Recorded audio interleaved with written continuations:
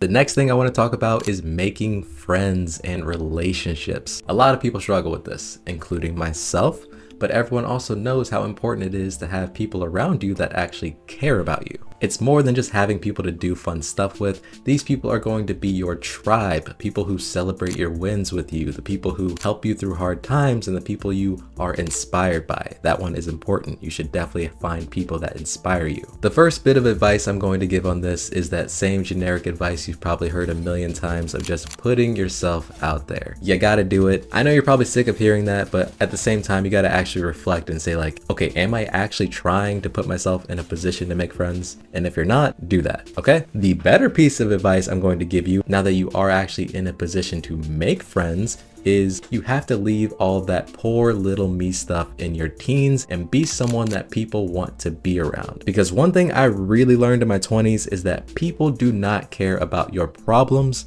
People care and remember how you make them feel. I have the perfect example for this. I have this friend, and every single time I ask her how she's doing, she tells me about everything going wrong in her life. You would swear that this girl has never had one single good day in her life. So naturally, after years of having the same conversation over and over again, we've started to go our separate ways because I don't enjoy speaking to her. It's depressing.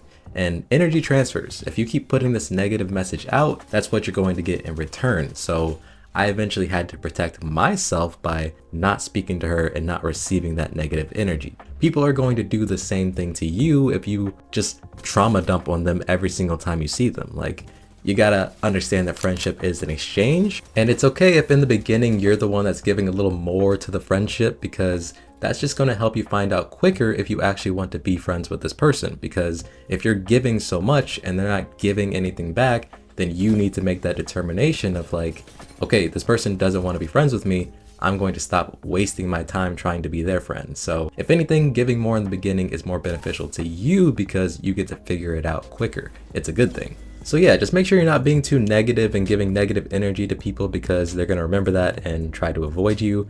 Make sure you are giving your energy to people that are reciprocating it down the line.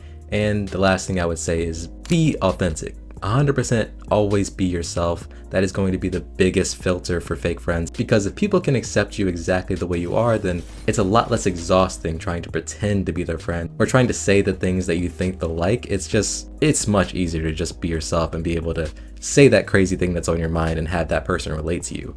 It does mean you're going to have less friends, but that's not necessarily a bad thing. Friends are definitely something that are a quality over quantity thing, so I wouldn't worry about making everyone your friend and just making those people that, like I said, can be your tribe your friends, because those people are going to actually benefit you instead of just taking up your time.